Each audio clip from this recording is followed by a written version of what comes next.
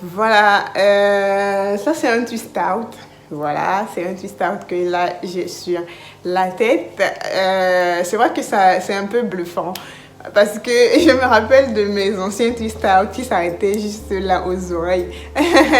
Maintenant, j'ai un twist out qui touche presque les épaules. C'est assez bluffant, mais c'est pas surprenant. C'est pas surprenant. Pourquoi? Parce que c'est le résultat d'un travail acharné. C'est le résultat d'une discipline. C'est le résultat d'une détermination. C'est le résultat d'une régularité. Voilà, donc tout ce qu'on vous demande de faire chaque jour sur cette chaîne, voilà, sur nos différentes chaînes, voilà, c'est ce qui vous permettra d'avoir un long cheveu au plus tard, quoi. Pas du jour au lendemain, mais au fil des années. Ça fait 5 ans. Ouais, je suis retournée au naturel depuis 2016. Voilà, ça fait bientôt 5 ans que je suis retournée au naturel. Donc, voilà. Et voilà, ça, c'est le résultat de 5 années de pousse de cheveux. Mais il y a des natives qui ont des cheveux beaucoup plus longs que ça après 5 années. Donc, je reconnais quand même avoir eu beaucoup d'erreurs durant mon évolution capillaire parce que au début, je ne connaissais pas vraiment comment prendre soin de mes cheveux. Ça fait, j'ai fait 2 ans et demi, voilà, pratiquement, avant de commencer à être régulière dans tout ce que je faisais, dans les soins et tout. La première année, c'était vraiment n'importe quoi, j'apprenais. La deuxième année, je savais déjà comment prendre soin de mes cheveux. Mais la troisième année, j'ai beaucoup stressé et j'ai abandonné la régularité et tout. Ça a beaucoup joué sur mes cheveux. Quand je me suis reprise en main, même avec le stress et tout ce qui va avec, mes cheveux ne se sont plus cassés. La régularité est très importante, la détermination, la discipline. Je vous assure que c'est ce qui fait réellement pousser vos cheveux.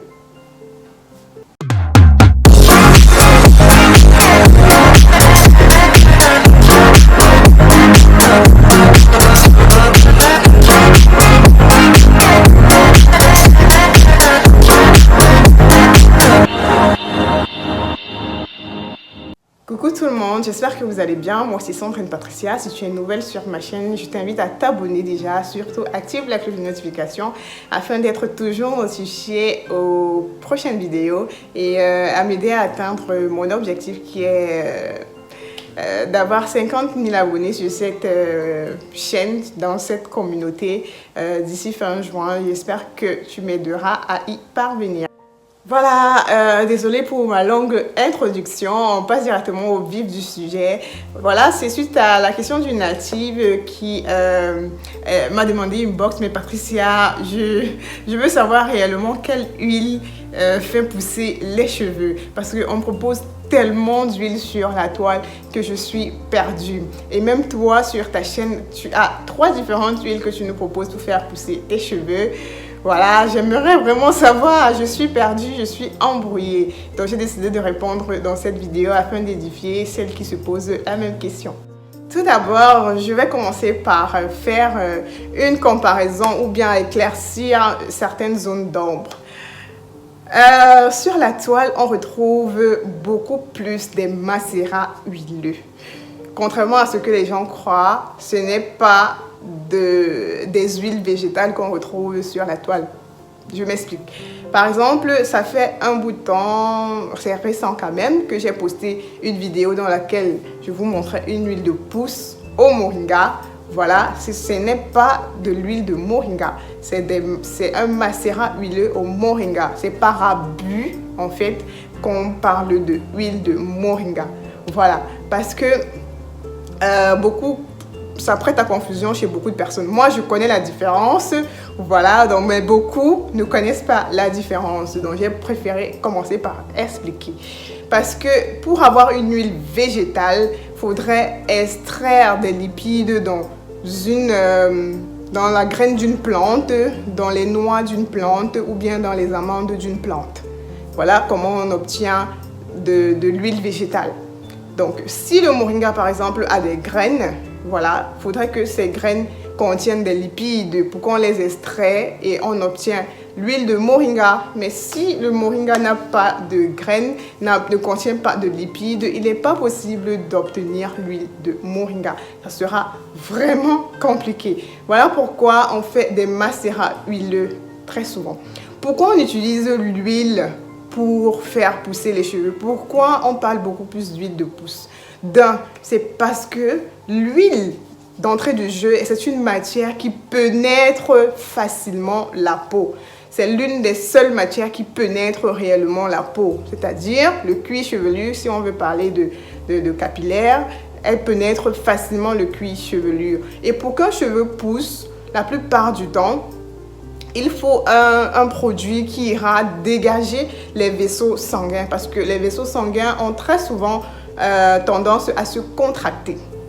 Voilà, ils ont très souvent tendance à se contracter, à se renfermer, ce qui ralentit la pousse du cheveu. Ceci est souvent dû grâce à plusieurs problèmes, le stress, la diminution des hormones, bref, un tas de choses. Donc l'huile a cette facilité de pénétrer la peau et d'aller dégager réellement les vaisseaux sanguins et nous permettre d'avoir une fluidité de sang, ce qui va te permettre d'avoir un cheveu qui pousse facilement. Voilà. Et maintenant, toutes les huiles n'ont pas forcément cette propriété-là. Voilà le souci également. Toutes les huiles n'ont pas forcément cette propriété-là, c'est-à-dire de stimuler la pousse. Parce que la plupart du temps, c'est ça, ce sont des huiles stimulantes qu'on recommande pour faire ce travail-là. Donc, je crois sur ma chaîne, je vous ai cité les huiles qui sont stimulantes, qui stimulent réellement la pousse, qui font vraiment ce travail-là.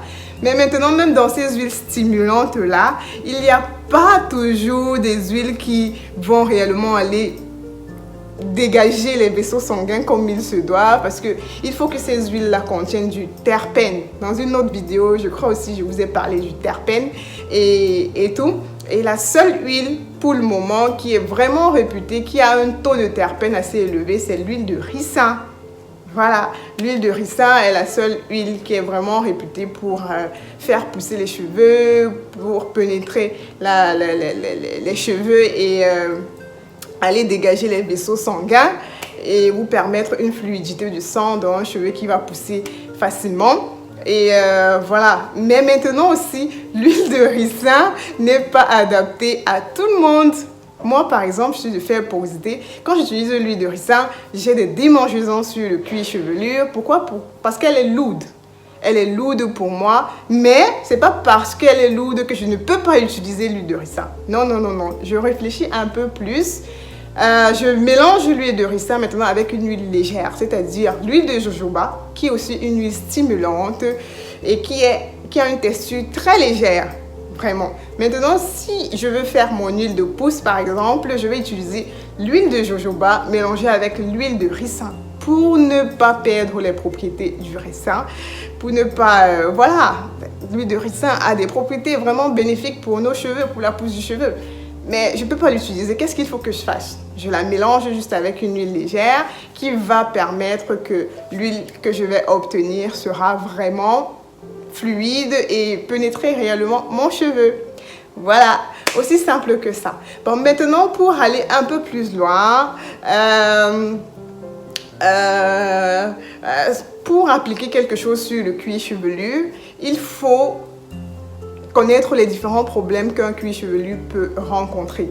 C'est-à-dire, ici on parle des pellicules, ici on parle des démangeaisons, on parle de l'eczéma, on parle d'un bon nombre de choses en fait. Voilà, donc pour qu'une huile soit vraiment efficace pour faire pousser tes cheveux, il faut qu'elle ait cette particularité-là de lutter contre les bactéries sur le cuir chevelu si jamais il peut avoir des bactéries, de prévenir également, de stimuler la pousse, c'est-à-dire de pénétrer et aller ouvrir tes vaisseaux sanguins si jamais ils sont contractés. Donc, la plupart du temps, on recommande des produits ayurvédiques, voilà, des poudres ayurvédiques pour ça, en fait, parce que ce sont elles qui luttent réellement contre les bactéries sur le cuir chevelu. Voilà pourquoi vous verrez qu'on fait des macérats huileux avec des poudres. Voilà, parce que ça vient jouer un rôle vraiment bénéfique.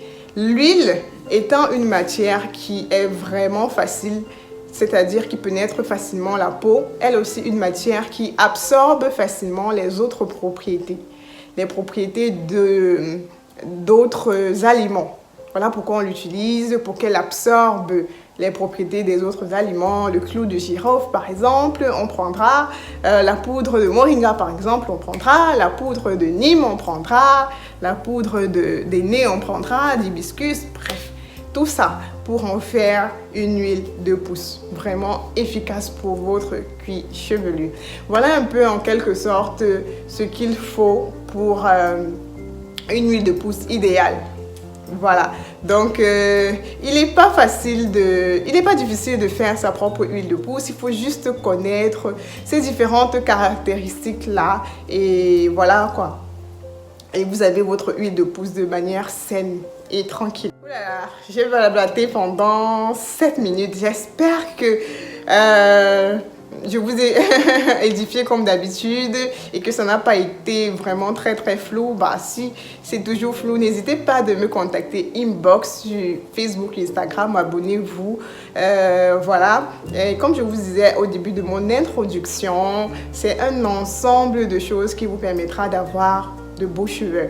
La discipline, la détermination, la régularité des soins, c'est tout ça qui vous permettra d'avoir de beaux cheveux. Vous pouvez avoir une très bonne huile de pousse, concevoir une très bonne huile de pousse qui fait réellement le travail, c'est-à-dire qui dégage vos vaisseaux sanguins, qui vous permet d'avoir une fluidité sanguine énorme, qui stimule réellement la pousse de vos cheveux. Mais si vous ne faites pas les soins régulièrement, si vous n'hydratez pas vos cheveux comme il se doit, vous aurez de la casse. Et voilà, si un cheveu se casse, ça veut dire qu'il ne poussera pas à vos yeux, quoi.